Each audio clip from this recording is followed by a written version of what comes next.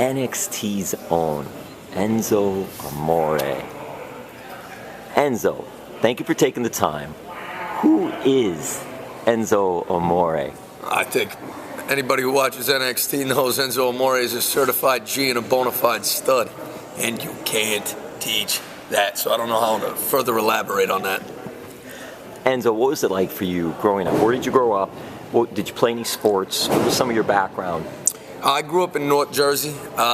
Played every sport there is to play growing up. I was, pretty good athlete. I was all North Jersey, strong safety in high school. Played in the All-Star game up there in New Jersey. Football, big football then. Yeah, I played some college football too. Had some fun along the way. Played a lot of b-ball. Actually, my tag team partner, Big Cass, and I had met playing some basketball in New York City before I ever became a WWE superstar. So, yeah, man, I'm a Giants fan, a Yankees fan. I root for the Jets. I don't understand how a team could play in the same stadium in North Jersey, and I could go to an NFL football game every Sunday, and I'm supposed to pick one. So, I just enjoy the before the game, party, the after the game party. I'm all about, about the celebration in general. Yeah, man. Celebrate New Jersey, and we'll call it New York, WrestleMania was there, right? And it was the first, you were saying it was first. So the WWE WrestleMania in MetLife Stadium was the first ever WrestleMania that I worked for the company. So for me, I apologize. Enzo, go ahead, because it'll pick you up. Okay. It was the first WrestleMania I worked for the company. I'd only been with the company for a month at that point. Hadn't officially started training, but I was under the impression that I was going to be signed. So I kind of watched it a little bit differently than I would have, elsewise. Oh, actually, I take that back. I was with the company. The Miami WrestleMania, I was in cahoots with the company. The following year, I had, watched on my TV screen as most developmental talent did. It was before the NXT brand really became a brand. Right, and it really was developmental was FCW at that point. At the time. It was right? FCW at the time. It was developmental territory. And when we became NXT, the brand, obviously this past WrestleMania and the WrestleMania before, we did WrestleMania Access, and fans specifically showed up to see NXT. That's what I was going to ask. What is that like? Because here you are, obviously you're in developmental, and obviously a goal is to make it to the main roster, WWE Raw, SmackDown, WrestleMania, all the pay-per-views, the house shows. But with WWE Network, this NXT is just taking off. Yeah, that's the thing for me. That is the most surreal part about it. Is I was here when we were FCW, and we did shows in small arenas and small venues. And right now, we're coming off of a WrestleMania where NXT as a brand. Okay, I know that term developmental gets thrown around so loosely, but right now, NXT is a brand, and the proof is in the pudding. We went to San Jose University, sold out a stadium of 5,200 people with fans that wanted to buy tickets that couldn't. They had to put more seats available. They packed the stadium to capacity. And for me, I think the most surreal moment about that is that we do a lot of shows out here in Florida. We've been to Columbus. We've been to Cleveland as a brand. This past time in San Jose, I walk out in front of 5,200 people. I say, my name is Enzo Amore. I could have held my microphone in the air for the rest of it, because every single one of those people knew what I was about to say. And that shows that people are buying the network, people are watching NXT, and some people are buying the network to watch NXT. The thing is, I think, what do you think about this? I think developmental is training at the WWE Performance Center. But now NXT is past the developmental stage. It's not so much if you're on NXT, if you're on the shows, you're not so much in developmental anymore. And then it's just progressing from there. Do you think that is a good way of determining the factors or the facets of going up the ladder with WWE now? Well, yeah, I think that, obviously this is new to us, this is new to the company, and this is new to the public, really. NXT is a brand right now, and it is hot. And the word developmental, as I said, gets used rather loosely, but at this point, NXT, we're selling tickets, we're selling out arenas, and we've established that our superstars are some of the best superstars in the world. In the ring, out of the ring, on the microphone. We can hold our own. And it's getting to a point now whereas, Raw's Raw, SmackDown's SmackDown, you got your pay-per-views in the WWE. NXT is white hot right now. And I'm having a blast being a part of it. And literally all the guys on the roster right now feel like they're a part of something special. And it's kind of reminiscent of the ECW days when they were booming. And to walk away right now and go to Raw, I don't think anybody who's in NXT is in such a hurry, honestly. But it would be nice still to go to Raw, of course. Eventually one day, but I don't have a problem riding this wave out because I'm having a blast out here with Big Cass, Carmella, and all the other NXT superstars and divas. Tell me your high school. Tell me what college you went to. I went to Waldwick High School, the Waldwick Warriors, 201 area code, North Jersey, right by Paramus, Hackensack. I grew up in Hackensack when I was young. Moved to Waldwick, went to high school there. Really grew up with that North Jersey fist pumping mentality that kind of came of age with my generation. A lot of those shows like Jersey Shore and Jerseylicious and Jersey Housewives, I lived that lifestyle. So I never really had to watch the shows, and I was never a fan of them, to be quite honest. But I knew people in that life, in that culture, and it kind of molded me into the character that is Enzo Amore. But by no means necessarily, I am not a sweet boy, okay? I've never been a sweet boy a day in my life, okay? I might go to a tanning bed here and there. I might, spend a little extra on my haircut, but, I ain't in there, pumping fists with the Guidos and mixing it up, saying, that I'm a pretty boy, because that ain't me. So this persona that you have, this is just an extension of who you are. I find that a lot of times people say that the most successful people in this industry are people who walk in front of a camera and just turn the volume up on themselves. I gotta be honest, I pretty much turn the volume down when I step on camera. I am who I am, and I don't fake it. You know what I mean? And I think that's something that the people can connect with. So I'm lucky in that regard, and the NXT universe and the fans at Full Sail have really, embraced Enzo Amore as a character and more or less as a human being.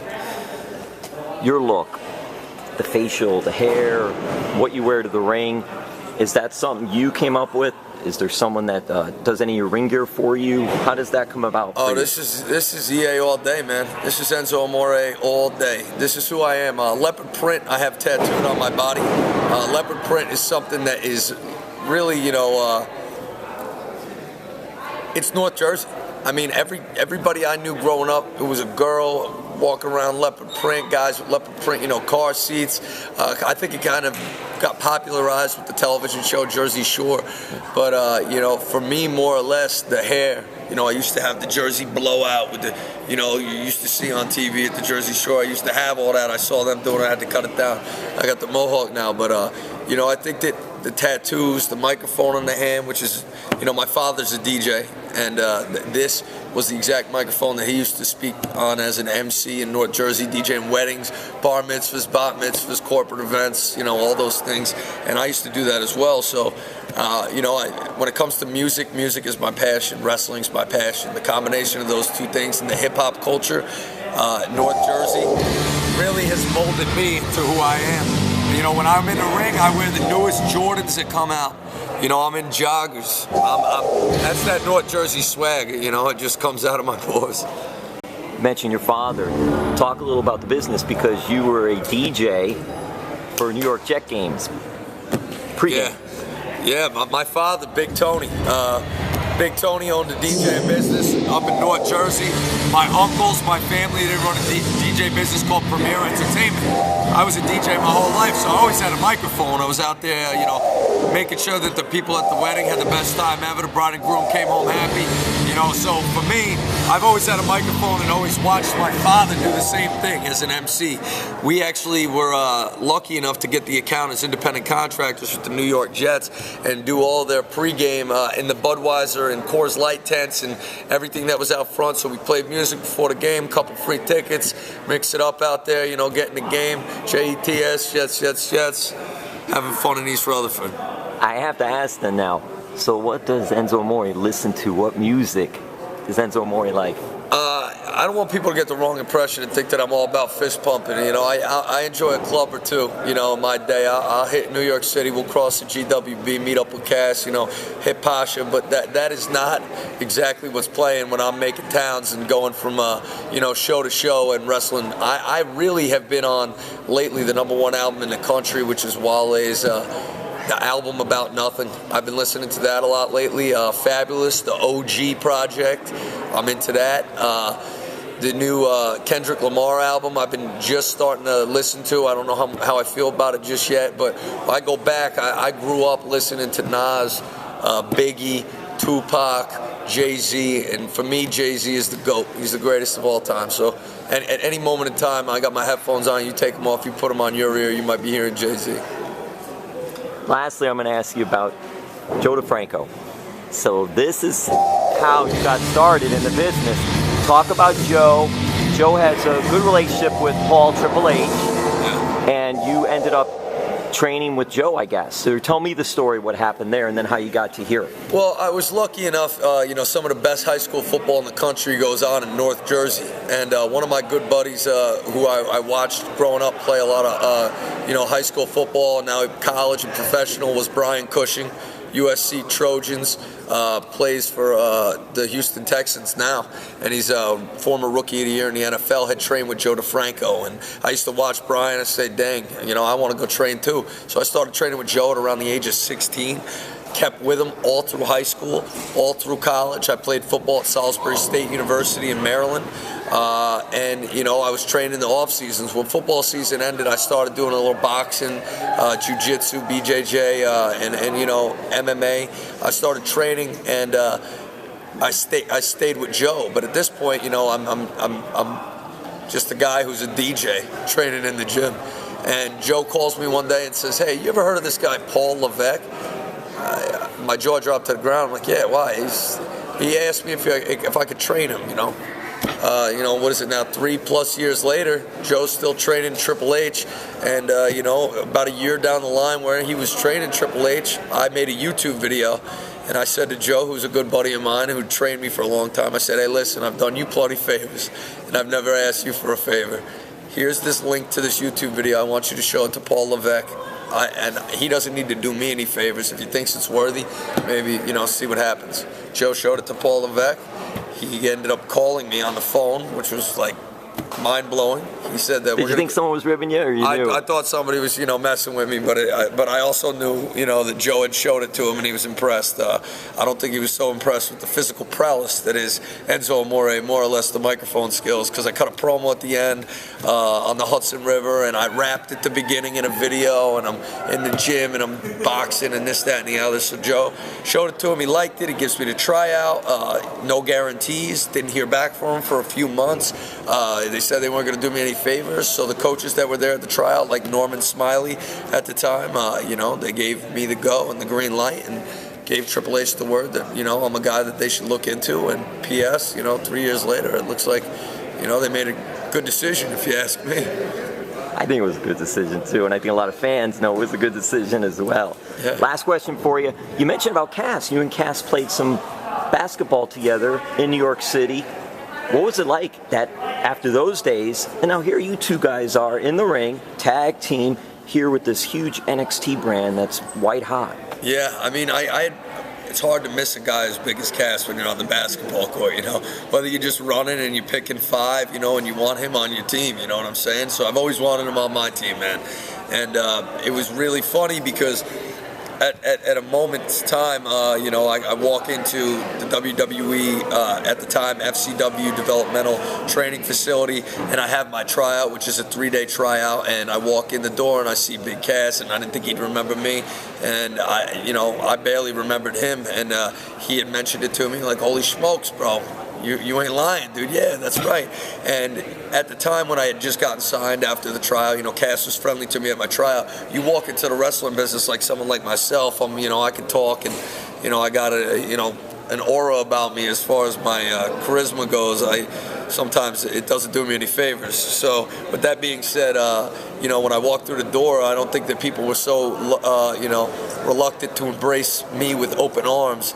Big Cass kind of took me by his side, under his wing, made sure that, I was taken care of, and looked out for me and my career, helped me out in the ring, out of the ring. And me and him just gelled. We lived together. We became roommates, and with that being said, it just happened organically. We didn't have to fake what we were doing.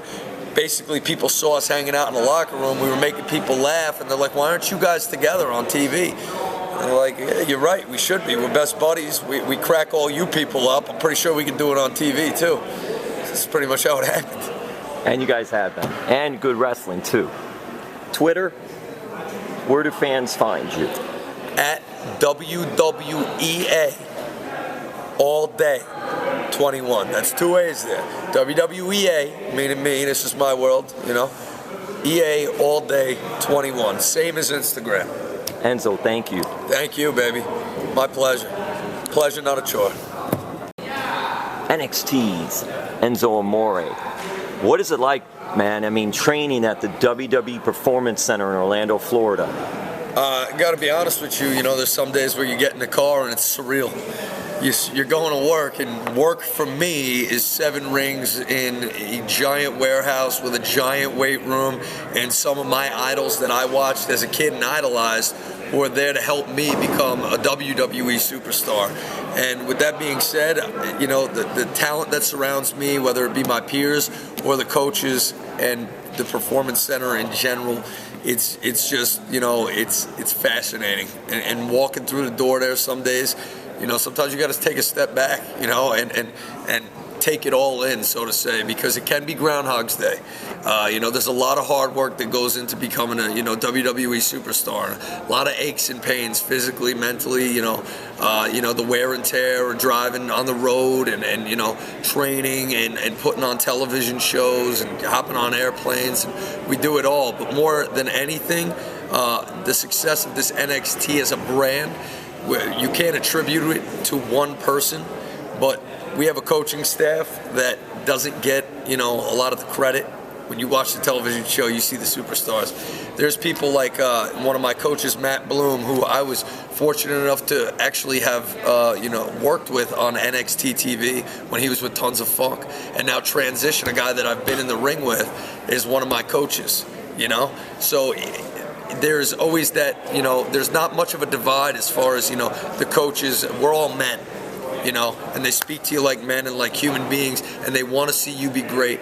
There's guys like Billy Gunn, who are a part of the Attitude Era and one of the greatest tag teams of all time, the New Age Outlaws, and, you know, Road Dogg, who comes down from time to time, who we see, who works with the main roster as well, and guys like Scott Armstrong, who come down, you know, Road Dogg's brother, and, you know, we got Norman Smiley, who I got into the ring with the very first time I ever got into a wrestling ring. And he's been here with me since day one, and I owe him the world because he had the patience to deal with a guy who had never wrestled before. And, you know, a guy like Matt Bloom these days, who creatively and, you know, as far as in the ring, has been such a huge, you know, addition to NXT and helping me as Enzo Amore embrace who I am in a wrestling ring.